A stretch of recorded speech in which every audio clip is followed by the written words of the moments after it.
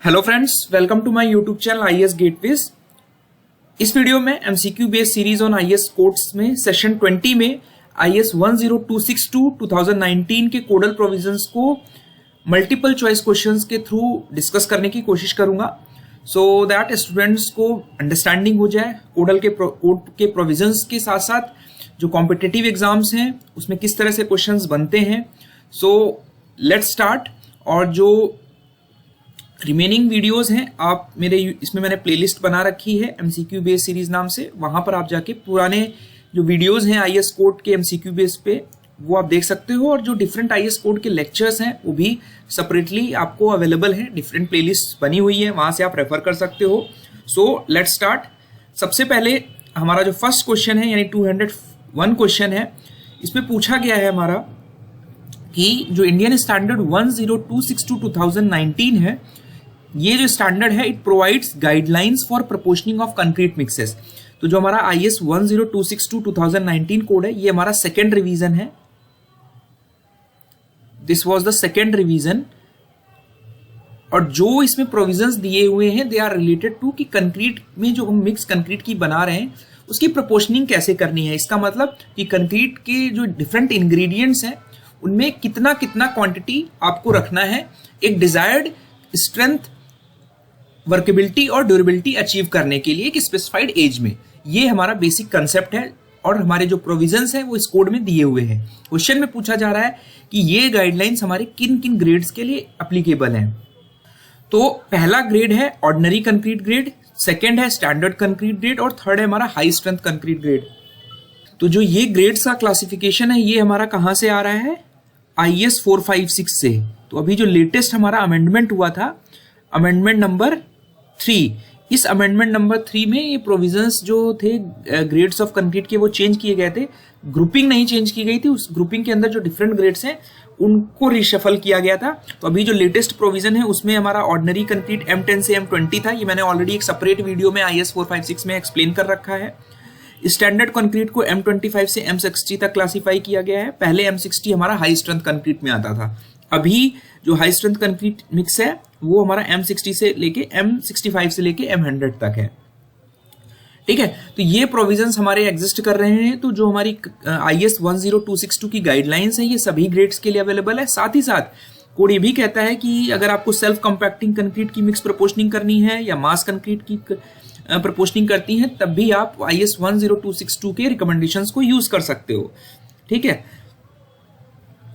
इसके बाद हम लोग नेक्स्ट क्वेश्चन पे चलते हैं।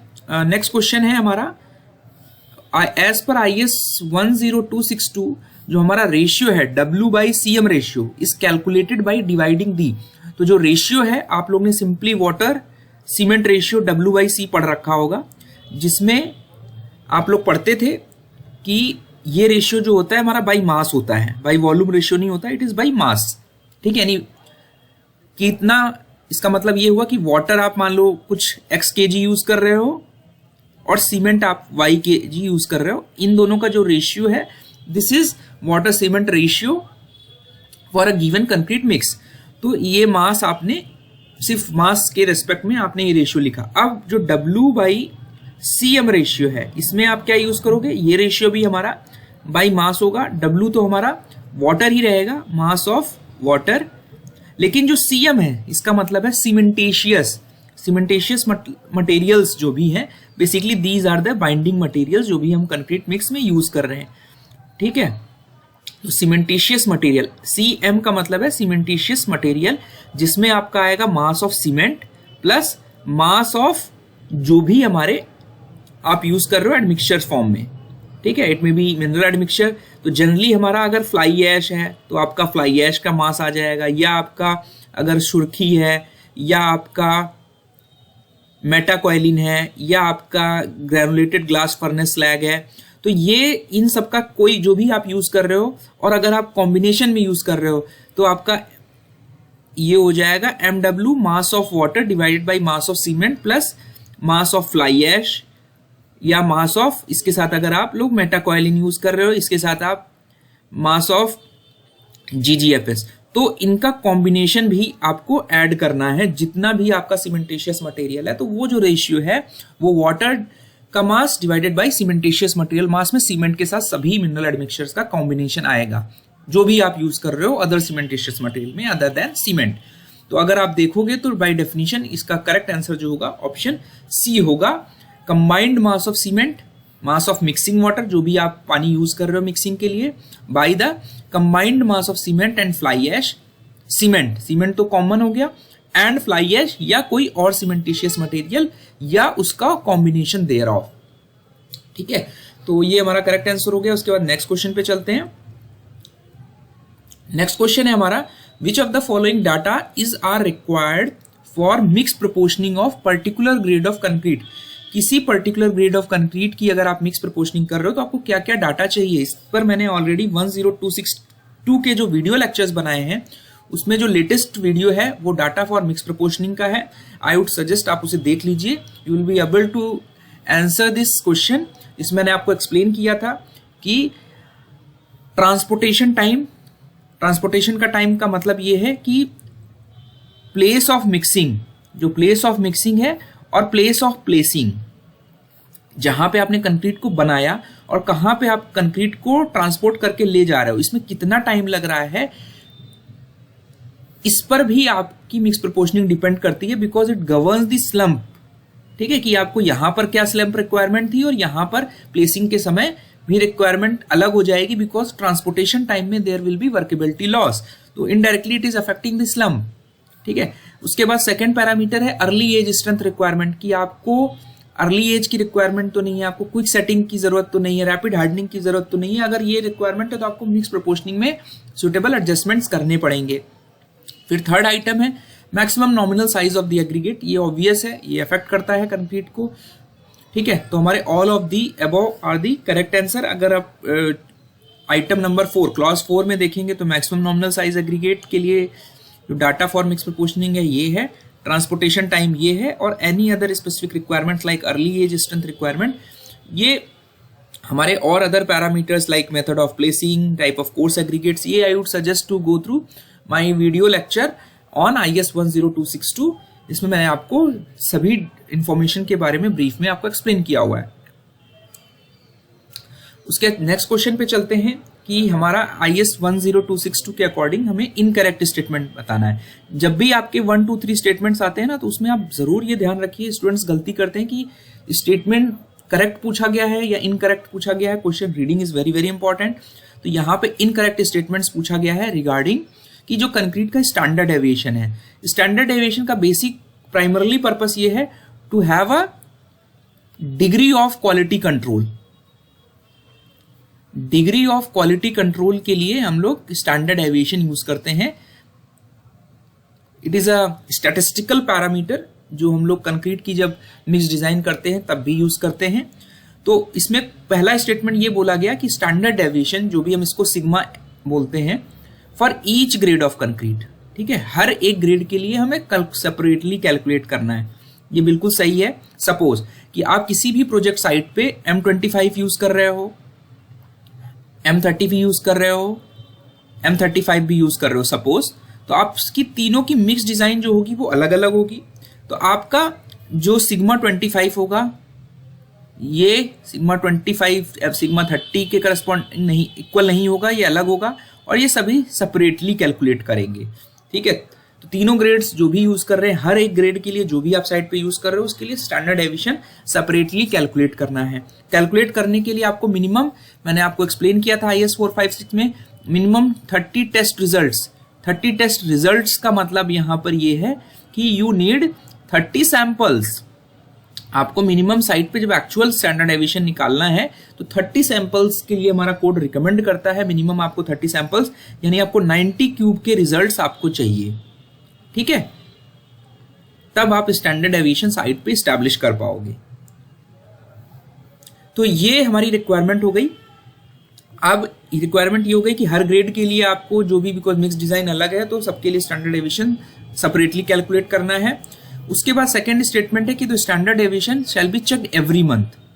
हर महीने आपको एक ये फ्रीक्वेंसी हमारे IS कोड में दी हुई है कि frequency of reviewing the standard deviation, कितने टाइम में आपको स्टैंडर्ड डेविएशन रिव्यू करना है। ऐसा नहीं है कि आपने काम जब स्टार्ट हुआ तो आपने स्टैंडर्ड डेविएशन निकाल लिया और उसके बाद आप इसको चेक ही नहीं करोगे। कोड ये कहता है कि आपको हर महीने इसको रिव्यू करना है, वापस से 90 क्यूब रिजल्ट से स्टैंडर्ड डेविएशन हमें निकालना है।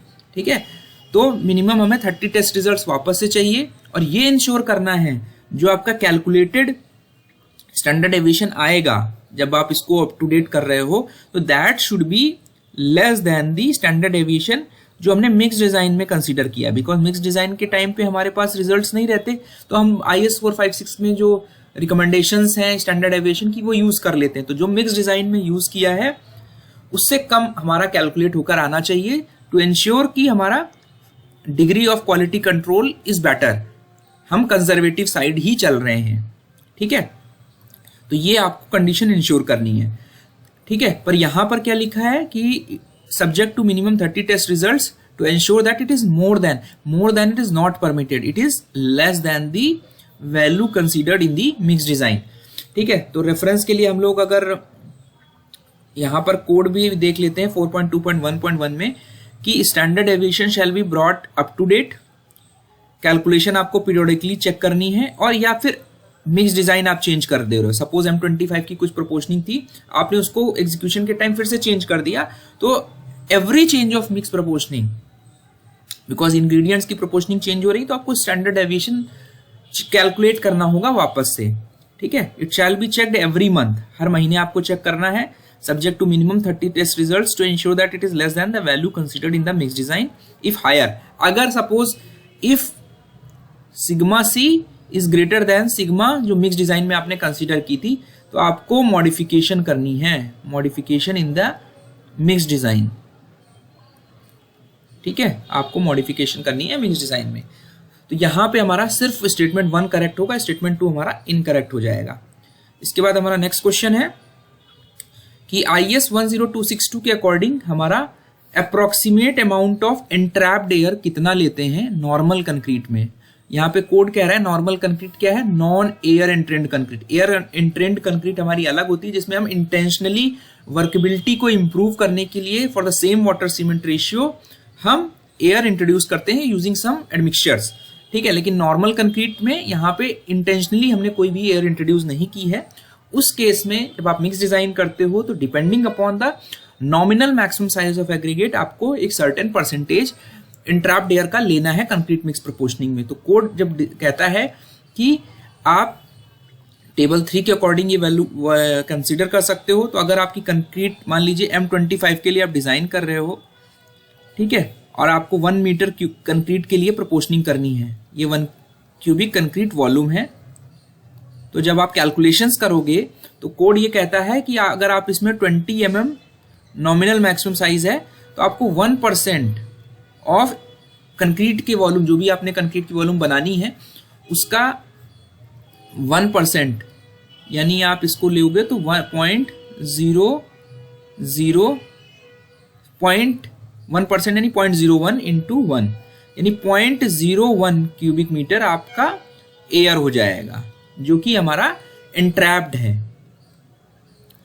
इसको लेके फिर आप कैलकुलेशंस करोगे तो आपकी जो टोटल एंट्रैप्ड एयर ये हो गई, तो आपकी जो कंक्रीट मिक्स के इंग्रेडिएंट्स बने इंक्लूडिंग वाटर वो आपका हो गया 1 माइनस 0.01 यानी 0.99 के हिसाब से फर्दर आप कैलकुलेशंस करोगे। इंट्रैप्ड एयर की जो वॉइड्स में इंट्रैप्ड एयर है वो निकाल दोगे। 10 mm एग्रीगेट के लिए आपकी entrapped air 1.5% of volume of concrete लेते हैं, 40 mm के लिए 0.8% लेते हैं। तो जैसे जैसे आपका मैक्सिमम एग्रीगेट साइज बढ़ रहा है, आपका इंट्रैप्ड एयर का जो क्वांटम है, जो अप्रोक्सीमेशन है, वो क्वांटिटी हम कम ले रहे हैं। ठीक है, तो यहाँ पे 20 mm के लिए पूछा गया था, तो हमारा 1% of the volume of concrete आपको लेना है entrapped air, that has to be considered in the calculations for mix design proportioning. इसके बाद आता है हमारा नेक्स्ट क्वेश्चन। इसमें दिया हुआ है कि हमारा preliminary free water cement ratio by mass corresponding to compressive strength at 28 days में be selected from the relationship below. एक ग्राफ दिया हुआ है जिसमें एक्स एक्सिस पे हमारा फ्री वाटर सीमेंट रेशियो दिया हुआ है और दूसरे एक्सिस पे हमारा 28 days compressive strength of concrete दी हुई है। अब इसमें क्वेश्चन में पूछा जा रहा है कि कर्व 3 हमारा कब हम अडॉप्ट करते हैं। तो जब हम इनिशियल मिक्स डिजाइन करते हैं किसी भी ग्रेड की, तो हमें strength versus water cement ratio की रिलेशनशिप नहीं पता होती है।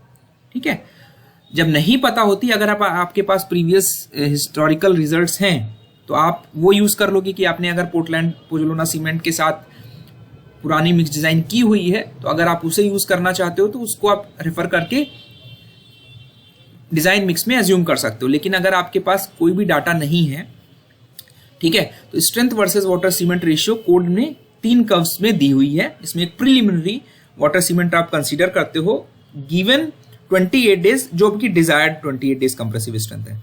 ठीक है, मान लीजिए आपकी M25 के लिए आप डिजाइन कर रहे थे, तो M25 में 25 is the FCK, 28 days compressive strength आ गई।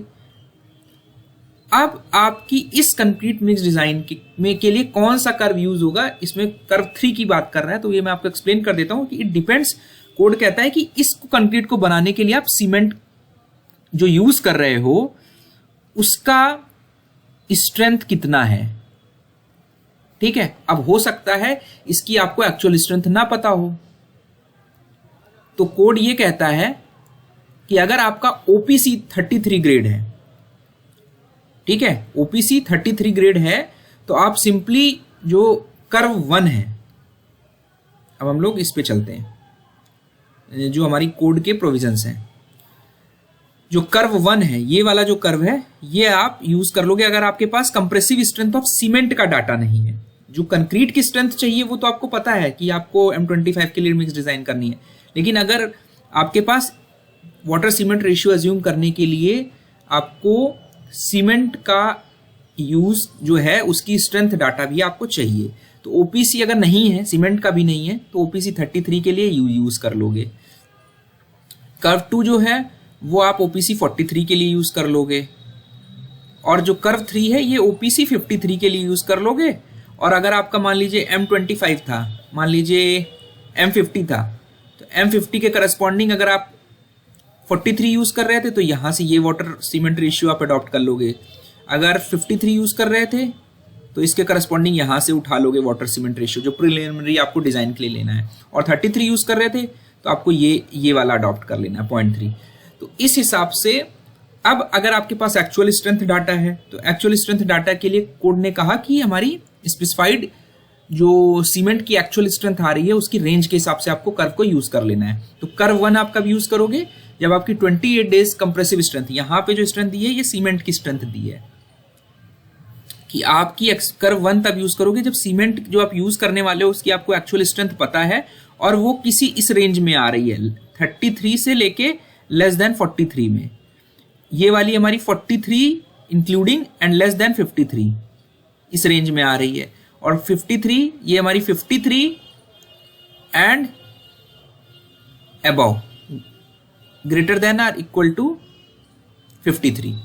ठीक है, तो अगर आपके पास एक्चुअल स्ट्रेंथ डाटा है सीमेंट का तब आप ये वाले कर्व्स का यूज कर लोगे, अगर आपके पास नहीं है तो ये आप ग्रेड के हिसाब से यूज कर लोगे। ठीक है, साथ में ही अगर आपका पोर्टलैंड पोजोलाना सीमेंट है या पोर्टलैंड PSC है, ठीक है, पोर्टलैंड स्लैग सीमेंट, तो आपको फिर से एक्चुअल स्ट्रेंथ एस्टेब्लिश करना है। अगर आपके पास वो भी 28 डेज का स्ट्रेंथ डाटा नहीं है तो उस केस में आप फिर से कर्व 2 यूज कर लोगे। Curve 2 is used for PPC and PSC in case of absence of data. ठीक है, और जो भी हमको डिजायर्ड कंक्रीट की स्ट्रेंथ चाहिए उसके हिसाब से आप preliminary water cement ratio assume कर लोगे। ठीक है, तो ये हमारा क्लॉज 5.1 में यही प्रोविजंस एक्सप्लेन्ड है। तो अब हमारा क्वेश्चन ये बनता है यहाँ पे कि कर्व 3 किस लिए कब यूज करेंगे। कर्व 3 तब यूज करेंगे जब हम OPC के साथ यूज कर रहे हैं, कंक्रीट को बना रहे हैं और स्ट्रेंथ जो है सीमेंट की वो 53 एंड अबव है। तो यहाँ पे करेक्ट आंसर जो होगा C होगा। पहला ऑप्शन जो है ये कर्व 1 के लिए है, दूसरा हमारा कर्व 2 के लिए है और तीसरा ऑप्शन हमारा कर्व 3 के लिए है। तो कर्व 3 के लिए हमसे क्वेश्चन में पूछा गया था, तो आप ये कंसेप्ट ध्यान रखेंगे।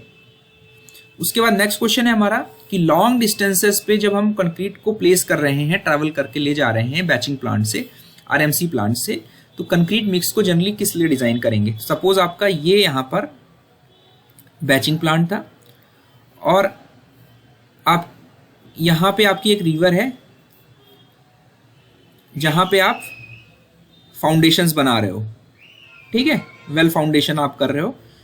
अब बिकॉज यहाँ पे अप्रोच आपको बना लेनी, यहाँ पे स्पेस नहीं होती आपके रिवर का जो कैचमेंट एरिया होता है, उससे हम लोग दूर जाके बैचिंग प्लांट लगाते हैं। तो यहाँ पे जो बैचिंग कर रहे हो आप, तो इसको हम आरएमसी प्लांट या बैचिंग प्लांट बोलेंगे। अब हो सकता है इसकी जो दूरी हो साइड से, तो ये लोकेशन ऑफ बैचिंग प्लांट है and this is location of placement location. इसकी दूरी हो सकता है आपकी 500 मीटर हो, ठीक है, मान लेते हैं डी डिस्टेंस है, ठीक है। तो जब आपके कंक्रीट यहां मिक्स करेंगे, ठीक है, कंक्रीट मिक्स करके तैयार की, उसके बाद आपके जो रैपिड ट्रांजिट मिक्सर्स हैं वो यहां से लेके जाएंगे, ठीक है। तो ओवर ड्यूरिंग ट्रांजिट पीरियड, इस ट्रांजिट पीरियड में क्या होगा, there will be workability loss, workability loss होगा, मॉइस्चर का लॉस होगा, जिसकी वजह से आपका जो स्लम्प वैल्यू है वो रिड्यूस हो जाएगी। अब आपको जो स्लम्प रिक्वायर्ड था यहां पर, slump required eight location of placing, वो रिड्यूस हो जाएगी जो आपको चाहिए थी। इसलिए क्या करेंगे, जो आप जहां पर आप कंक्रीट को बना रहे हो आरएमसी प्लांट पे, वहां पे जो स्लम्प वैल्यू होगी at location of batching plant, वहां पे आप जो स्लम्प वैल्यू होगी उसको ज्यादा के लिए डिजाइन करोगे, ठीक है। लोकेशन ऑफ प्लेसिंग पे जो स्लम्प वैल्यू रिक्वायर्ड है, this is the required value, ठीक है। तो रिक्वायर्ड वैल्यू से हायर वैल्यू के लिए आप डिजाइन करोगे, सो दैट जो रिक्वायर्ड है वो हमारी साइट पर लॉस होने के बाद भी हमें साइट पर मिल जाए, ठीक है। तो higher slump initially then the slump required at the time of placing. Correct answer हमारा ऑप्शन बी हो जाएगा। और जो इनिशियल स्लम्प वैल्यू है, जो लोकेशन ऑफ बैचिंग प्लांट है, फिर ये वैल्यू डिपेंड किस पे करेगी, दो चीजों पे डिपेंड करेगी कि हमारा ये डिस्टेंस कितना है ट्रांजिट टाइम में, और लॉस ऑफ जो स्लम्प है वो किस रेट से लॉस हो रहा है विद टाइम। तो ये डिपेंड करेगा, टेम्परेचर पे भी डिपेंड करेगा, विंटर सीजन में ये लॉस कम होगा, गर्मियों के सीजन में हमारा ये लॉस ज्यादा रेट से होगा। दो चीजों का फंक्शन है हमारा, जो स्लम्प वैल्यू है at the location of batching plant या आरएमसी प्लांट, कितना दूर आपको ले जाना है, और लॉस ऑफ स्लम्प कितना है टाइम के साथ। तो करेक्ट आंसर हमारा ऑप्शन बी होगा। इसका नेक्स्ट क्वेश्चन है हमारा, IS 10262 के according high strength concrete is the concrete that has a characteristic compressive strength of M65 mega pascal or above. ये ऑलरेडी मैंने आपको एक्सप्लेन कर रखा है, ठीक है। और जो हमारा IS 10262 है, ये गाइडलाइंस भी प्रोवाइड करता है कि आपको मिक्स प्रोपोर्शनिंग कैसे करनी है इन सेक्शन 3 ऑफ IS 10262, ठीक है। उसके बाद नेक्स्ट क्वेश्चन पे चलते हैं। जो हमारा नेक्स्ट क्वेश्चन है, इसमें पूछा गया है कि फ्लाई ऐश का जो रिकमेंडेड डोसेज रेंज है, ठीक है, कि मतलब आपको जो फ्लाई ऐश यूज कर रहे हो कंक्रीट मिक्स प्रोपोर्शनिंग में एज अ सीमेंटेशियस मटेरियल, तो आपको कितना फ्लाई ऐश परमिटेड है, ठीक है। तो हाई, ये स्पेशली हाई स्ट्रेंथ के लिए हमारे कोड में हाई स्ट्रेंथ कंक्रीट मिक्सेस के लिए वैल्यूज रिकमेंड की हैं by mass of total cementitious material. जो भी आप टोटल सीमेंट मटेरियल आप यूज करने वाले हो, उसका कितना परसेंट आप फ्लाई ऐश यूज कर सकते हो, इसकी बात कर रहा है। कि सपोज आपका सीमेंटेशियस मटेरियल की रिक्वायरमेंट x kg थी, तो इस x kg का कितना परसेंट आप मिनरल एडमिक्सचर यूज कर सकते हो हाई स्ट्रेंथ कंक्रीट मिक्सेस में, यानी जिसकी स्ट्रेंथ हमारी M65 या उससे ज्यादा है, आर मोर। तो कोड टेबल 9 में जो मिनरल एडमिक्सचर्स हमारे IS 456 में दिए थे, हमने पढ़े थे fly ash, ground granulated BFS, ground granulated blast furnace slag, metakaolin और silica fume and fly ash. तो फ्लाई ऐश के लिए जो रिकमेंडेड डोसेज है वो 15 से 30% है of total cementitious material of X value, and this is of X, सभी X का है, एंड दिस इज बाई मास।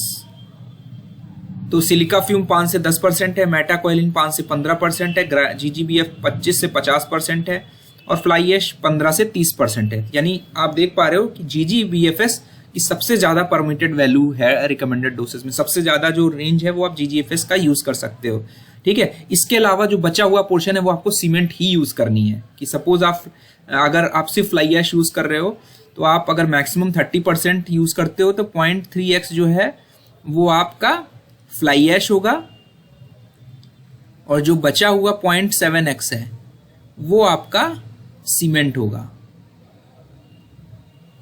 ठीक है, तो यहां पर आपका फ्लाई ऐश पूछा जा रहा है, तो करेक्ट आंसर जो होगा वो 15 से 30% होगा, ऑप्शन डी। आपका 5 से 10% वाला जो है ये आपका सिलिका फ्यूम है, और 5 से 15% वाला आपका मेटाकॉइलिन है, जो मैक्सिमम परमिटेड रेंज है in case of high strength concrete mix. उसके बाद नेक्स्ट क्वेश्चन पे चलते हैं। इसमें पूछा गया है हमारा, फॉर इक्वल वर्केबिलिटी के लिए the volume of coarse aggregate in a unit volume, एक यूनिट वॉल्यूम ऑफ कंक्रीट में जो कोर्स एग्रीगेट का वॉल्यूम है वो सिर्फ और सिर्फ डिपेंड करता है हमारा कि हमारा जो कोर्स एग्रीगेट में नॉमिनल मैक्सिमम साइज है उस पर डिपेंड करता है। ठीक है, एंड कि फाइन एग्रीगेट्स की जो ग्रेडिंग है वो किस जोन में ग्रेडिंग आ रही है। ठीक है, तो यहां पर आप कोड के प्रोविजंस देख सकते हैं। It can be seen that for equal workability, the volume of coarse aggregate in a unit volume of concrete is dependent only on its nominal maximum size and grading zone of fine aggregates. ठीक है, so thank you and all the best. अपने comments जरूर share करिए whether this series is helpful so that इसको मैं further continue कर सकूं. Thank you and all the best.